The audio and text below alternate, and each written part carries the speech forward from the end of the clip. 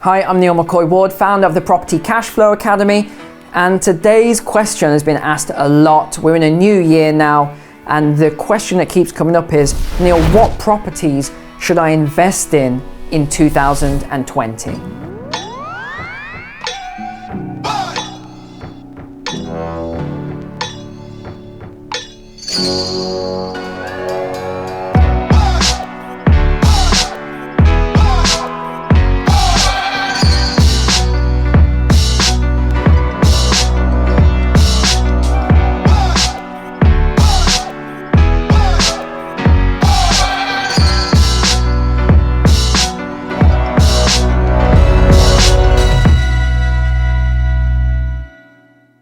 Okay, so which properties then should you buy in 2020? Now, this is a real tough question. One of my mentoring clients asked me this just this week. What property should I buy, Neil, in 2020? So they've got a pot of money, pretty decent size, and my advice may surprise you because it certainly, I didn't just surprise them, it shocked them actually. So let me talk through what I would suggest for 2020. So firstly, to pre-frame this, I don't think 2020 is going to be a year of boom in the housing market.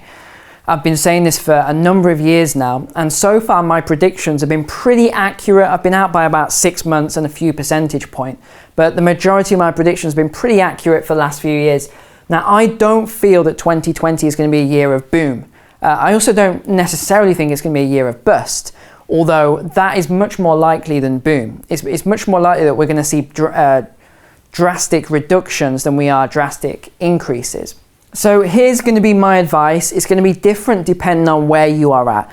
So if you are time rich but cash poor, my advice is going to be different than if you are cash rich and time poor. All right. So let's with that said, let's look at this. So firstly, if you've got a lot of time but you haven't got a lot of money, then you're going to probably focus on more creative strategies. All right, so a lot of the creative strategies that I'm focused on this year are, this is stuff that I talk about all the time: rent to rent, serviced accommodation, and deal sourcing and packaging. However, one thing I don't talk about a lot is lease options.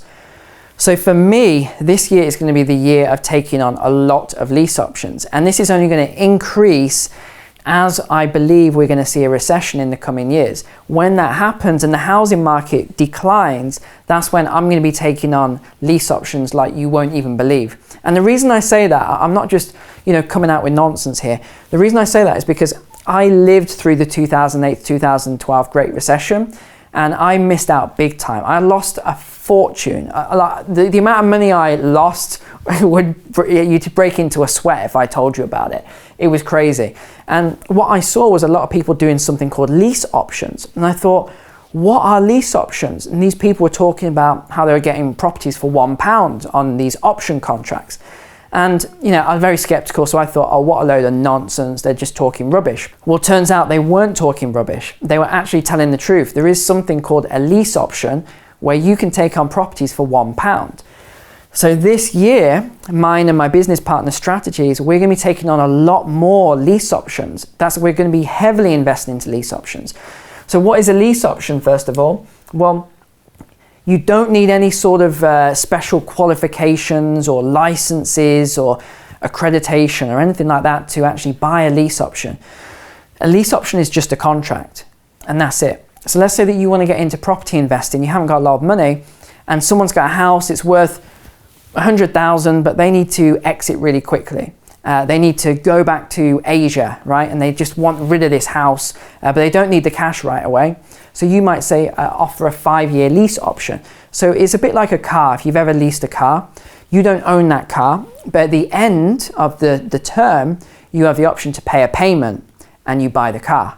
Well, it's the same thing. Believe it or not, this exists with houses.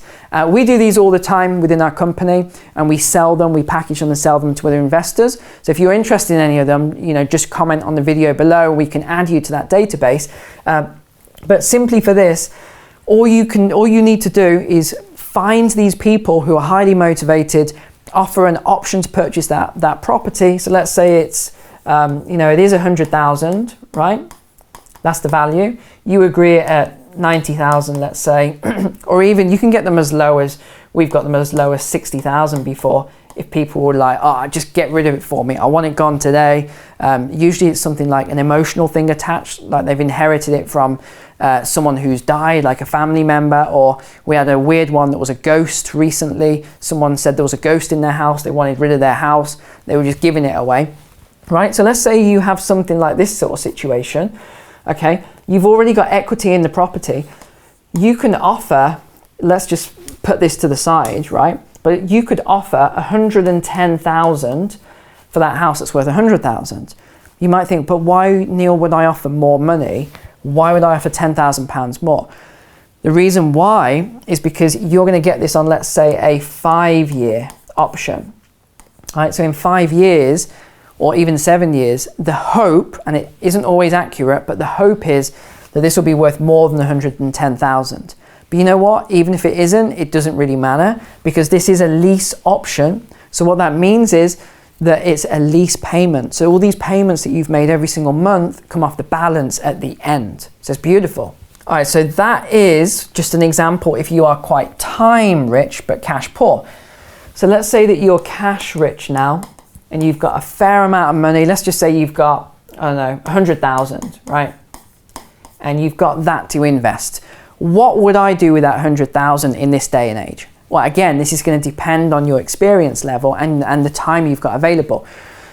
Let's pretend that you're an accountant, all right, or you're a solicitor or something like that watching this, and you haven't got a lot of time. You've got a very busy job or a very busy practice. You've got a very high income and you're doing property just to build yourself a pension pot. So you've got this 100,000 and you want to invest it, and you approach a company like ours who are experts at this and you say, hey, look, I want to invest this money, please help and source some property investments for us. Yeah, so let's use that example. Here's what we would probably do. So the first thing we'd be looking at is, what is it that you want to achieve? Are you looking for equity, or are you looking for cash flow?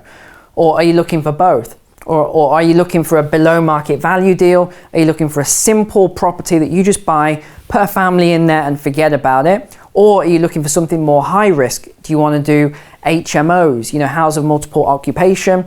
Do you want to do serviced accommodation? Do you want to do holiday lets? So you've just got to look at your risk tolerance level. So that's the first thing that we do. So you've got to decide, what is your risk tolerance level? Which of those best fit your category? Okay, so let's just say that you want, very simply, to buy an apartment. All right, so let's say it's a 2-bed apartment and you're going to put £40,000 down as a deposit. So there's your first thing, putting 40,000 down, right? And then you want a house, a 2-bed house. Okay, so this is different. And your money down here is 50,000, leaving you with £10,000. That is going to be much safer for what you're doing than to do something like I do, which is HMOs, serviced accommodation, holiday lets, lease options, all this other stuff. So for someone like yourself, the best thing you can possibly buy in 2020, this year, is very safe properties. And what I mean by safe properties are 2-bedroom properties, like 2-bedroom houses, or apartments, like studio apartments, 1-beds, 2-beds. These are safe properties, all right? And the reason they're safe is because people will always need apartments. They'll always need small 2-bedroom houses. Right? Even if it's just a small family or a growing family, you know, there's always going to be a lot of people here. And the reason why is because if you think about the marketplace, so these are studio, 1-bed, 2-bed properties. Okay, that's the bulk of the marketplace, right? And then you're going to have more people here, but these are like 3-bed upwards to HMOs and the like.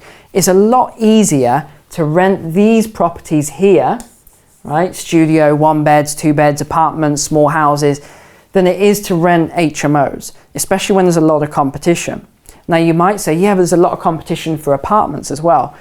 Yes, there is, but it's nowhere near the same level. You know, you can give this here to a letting agent and they'll fill it for you. Even if they have to drop the price a little bit, they'll fill it easily. They'll always rent it.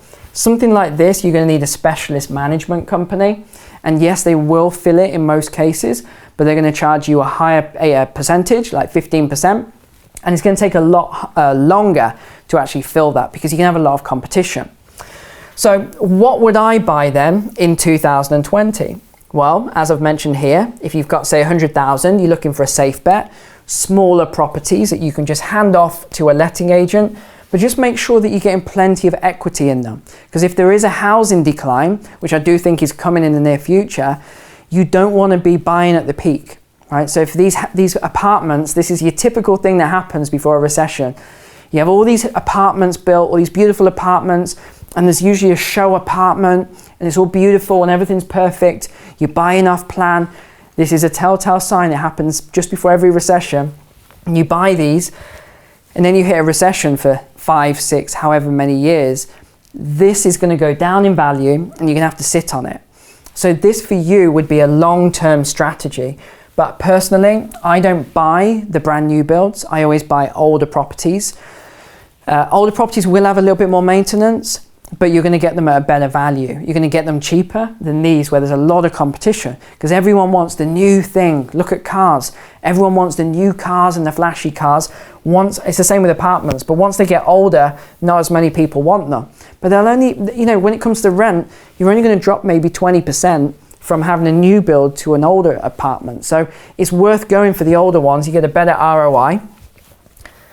But if you haven't got a lot of cash and you're just looking to get started this year, I would definitely go with creative stuff. 100%. I'd be looking at lease options. Find someone like our company, but look around and find different companies that sell lease option contracts. All right. And then if you can buy these lease option contracts, and when I say buy them, don't think just because I said they cost £1 for the contract that you're going to get it for £1. No, that's not what's going to happen. You're going to have to pay a fee for that contract to the company you buy it from. So you might pay £5,000, you might pay £10,000. It all depends how much equity is in it. So if you've got, £30,000 equity in this contract that you're about to buy, and it's a 7-year deal, it really doesn't matter how much you pay because you're getting a great deal anyway. You've already made $30,000 as soon as you buy it, and whatever the price is going to be paid down over those 7 years by the income you make on that property. So it's a win-win no matter what. So that's the one thing I'd do. I'd also look at rent-to-rents and serviced accommodations. But again, you need a little bit more experience in that, and that does involve a training course. So hopefully that's given you enough to get started and to build your plan or just integrate it with your current plan for what you're going to buy in 2020 in the property investment strategy.